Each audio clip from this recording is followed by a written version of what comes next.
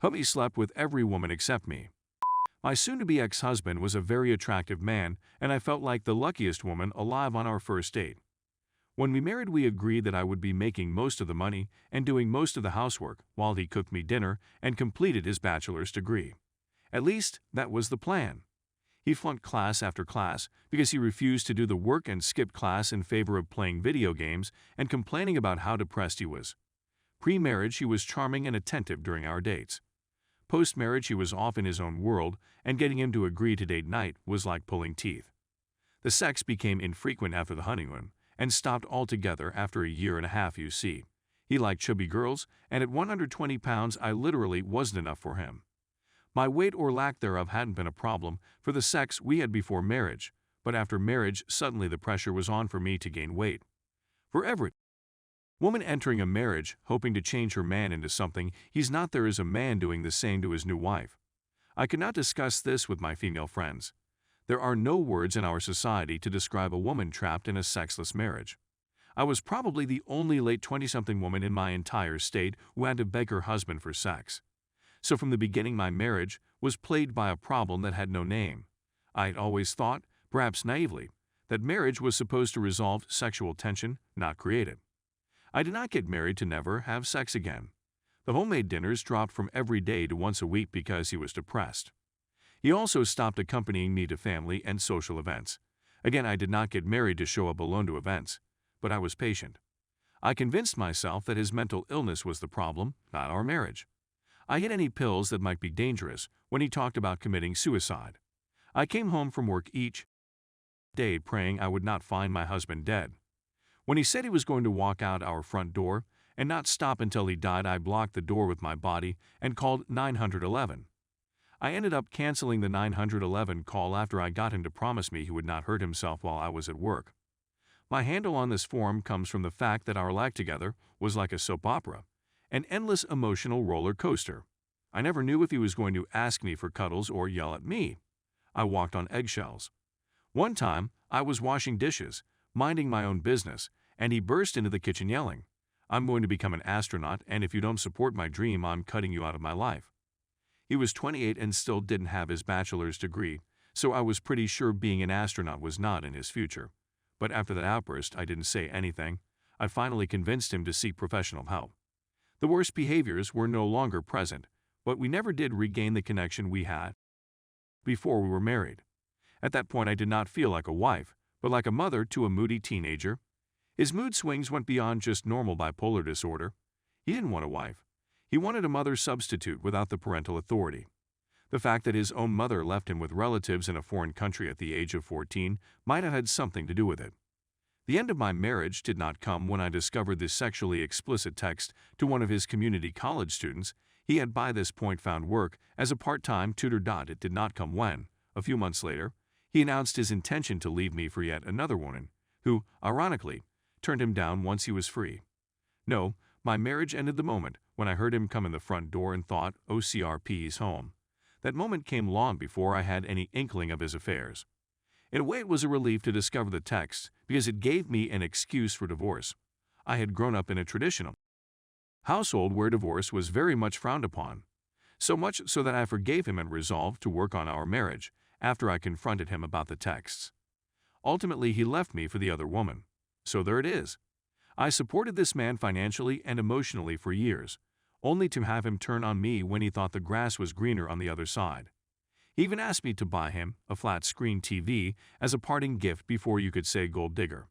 I told him my parting gift to him was not emulating Lorna Bobbitt after I found out about the cheating. He also asked me if I would mind vacating the condo whose bills I paid solely out of my own money whenever he wanted romantic evenings with his mistress. I told him to boil his head, take a long walk off a short pier, and then go F himself. Some people's heads are so far up their own. Slowly my self-respect was returning. I never realized how much I gave into him and how much of myself I had lost in the process until I had nothing more to lose. Owing to some unusual legal circumstances, he got our home, but it was 100% worth it to be free again. My traditional upbringing failed me utterly. When this COVID-19 business is over, I intend to stick to escorts. At least they will actually do the job they are being paid to do. not expect me to wait on them hand and foot after putting in a full day's work, and be honest about the fact that they are seeing other women. Best of all, they will have no power to strip me of my home and half my assets. Story 2. My partner M21 thinks I'm F22, trying to change him by asking him to be more considerate. We've been together for a little over 2 months, but our history, like 3 years of on and off last night, me, F22, and my partner M21, started talking about life. Or rather he was, and I don't really know where he was going with it or what he was even trying to communicate to me. But the tone in which he was speaking to me and his body language felt like an attack on me and where I'm at in my life when it should have just been an open conversation. So here's how it went. He asked me if I know who I am, and I said, I don't know. I'm always growing and changing and having new experiences that help me learn more about myself. Then he said, you don't even know who you are, in a tone I didn't appreciate. Like a seriously you don't even know who you are type of way. I asked him, do I need to have that figured out right now? He said that I should. Meanwhile, I don't think he has an answer for that question either. He started bringing up how I say I'm not happy. I have depression, so I have a lot of down days. I asked him if he's happy, and he said he's in the middle of happy and sad. I asked him what that feels like, and he said he doesn't know and that he doesn't think about that. I know he has his down days too, and his own demons he is fighting, so why is he talking to me like he doesn't? Like, yes, I'm sad, and what about it? I'm taking steps to be better for myself, so what? Are you trying to communicate to me? Eventually I told him how his tone felt to me and how I was receiving the things he was saying. He said, that's just me. I'm just talking. I feel like he should be more considerate of how he speaks to me and makes me feel. After I told him, it felt like he was annoyed that I felt how I felt. When he does that, it makes me feel like I'm overreacting or being crazy. I want to be spoken to with respect and understanding. He said maybe the truth hurts. Sometimes it feels like he's projecting on me. I don't see it as changing him to ask him to consider my feelings a little better. Am I? I told him I'm not, but he wasn't understanding what I was trying to tell him. I don't know how else to tell him that people grow and change. I want him to be more considerate of my feelings, not change who he is as a whole. Story 3. Falling a little too hard for my Tinder guy, but don't know if he wants a relationship help.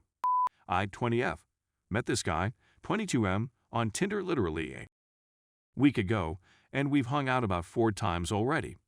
I honestly did not even plan on falling this hard for someone, but here I am, and I feel dumb. He is honestly so sweet and funny, and I feel like we had a lot to talk about during our dates. He opens the car door for me, cooked dinner for me, kept insisting on giving me his hoodie, bought me this snack I like, most of the time replies fast. I think I'm just falling a little too hard for him, but I don't know if he wants a long-term relationship. When I said I was cold, at first he put his coat over me, but I said it was too hot, so he took his hoodie off and gave it to me. When he was driving me to work, he told me to put my hand out because he wanted to hold my hand. While he was holding my hand, he asked me if I've been in any relationships and when. I told him I've been in 2, but I've talked to guys afterwards, but they didn't work out. He then asked me if I'm talking to any other guys. I said no, and he said he isn't talking to any other girls either besides his friends. We ended up holding hands until I got to work and he dropped me off. On our second date, he paid for me, and when I asked for his Venmo, he did not give it to me and told me to not worry about it. After he walked me back to my apartment, he walked away, and when I ran after him to ask for his Venmo, he leaned in and gave me a hug and then walked away. When I ran after him again, he literally picked me up and carried me back to my apartment and told me to go home and don't Venmo. We've also been to the gym together, like 2 times, and he said we should be gym buddies. I was supposed to go with him today, but slept until very late because I had work yesterday, and we haven't talked today as much. I know I may sound dumb right now, but I don't know if he just wants to or wants an actual relationship. I also need advice on how to stop falling so hard. I literally have like 60 other matches, but I don't care about any of them except for this one, dude, for some reason. OMG. I'm scared I'm going to get hurt again. BC of how fast I'm falling. Also, how often should you guys be texting each other?